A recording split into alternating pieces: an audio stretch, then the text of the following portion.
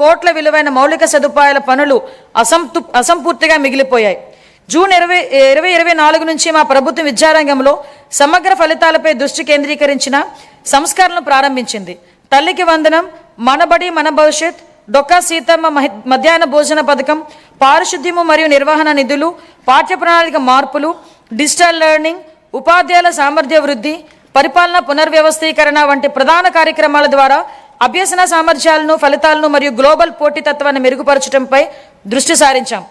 Learning excellence in Andhra Pradesh కింద KG to PG విద్యా సంస్కరణ నమూనాను ప్రారంభించాం. సూపర్ 6 కార్యక్రమంలో భాగంగా 2025-26లో ప్రవేశపెట్టిన తల్లికి వందనం పథకం కింద ప్రతి విద్యార్థికి సంవత్సరానికి 15,000 రూపాయల చొప్పున అందజేసి 67.27 లక్షల మంది విద్యార్థులకు లాభం చేకూర్చాం. పరిపాలనా పారదర్శకతను, మెగా పేరెంట్ టీచర్ సమావేశాలు, పాఠశాల స్టార్ రేటింగ్ వ్యవస్థ, సమాజ భాగస్వామ్యం ద్వారా బలోపేతం చేశాం. అనేక సంవత్సరాలుగా వేలాది ఉపాధ్యాయ పోస్టులు ఖాళీగా ఉండేవి. మెగా DSC 2025 ద్వారా నోటిఫై చేసిన 16,347 పోస్టుల్లో 15,941 ఉపాధ్యాయుల పోస్టులు విజయవంతంగా భర్తీ చేశాం. ఉపాధి, గౌరవం మరియు అవకాశాలు సృష్టించినప్పుడే వృద్ధికి అర్థం ఉంటుంది. భవిష్యత్ ఉపాధి అవసరాలకు అనుగుణంగా సమగ్ర నైపుణ్యాభివృద్ధి వ్యవస్థను రూపొందిస్తున్నాం. విద్యా పరిశ్రమలు మరియు అభివృద్ధి చెందుతున్న సాంకేతిక రంగాల మధ్య సమన్వయంపై దృష్టి సారిస్తున్నాం.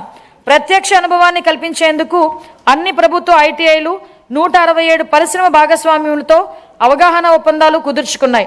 ఈ ఆర్థిక సంవత్సరంలో 9,188 మంది శిక్షణార్థులు పరిశ్రమల్లో ప్రత్యక్ష శిక్షణ పొందగా ప్రభుత్వ ITI విద్యార్థుల్లో 98% మంది నియామకాలు లేదా అప్రెంటిస్ అవకాశాలను పొందారు.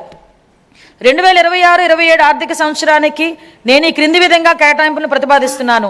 పాఠశాల విద్యాశాఖకు 32,308 కోట్లు, అందులో ప్రజా పాఠశాలల మౌలిక వసతుల సమగ్ర అభివృద్ధికి 1,500 కోట్లు, ఉన్నత విద్యాశాఖకు 2,567 కోట్లు, నైపుణ్యాభివృద్ధి మరియు శిక్షణ శాఖకు 1,232 కోట్ల రూపాయలు ప్రతిపాదిస్తున్నాను.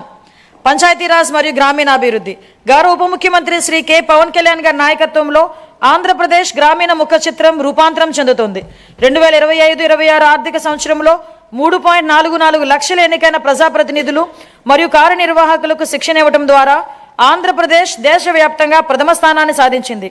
15 ఆగస్టు 2019 నుంచి 2024-25 వరకు అమల్లో ఉన్న జల్ జీవన్ మిషన్ కింద గత ప్రభుత్వం మొత్తం 26,824 కోట్ల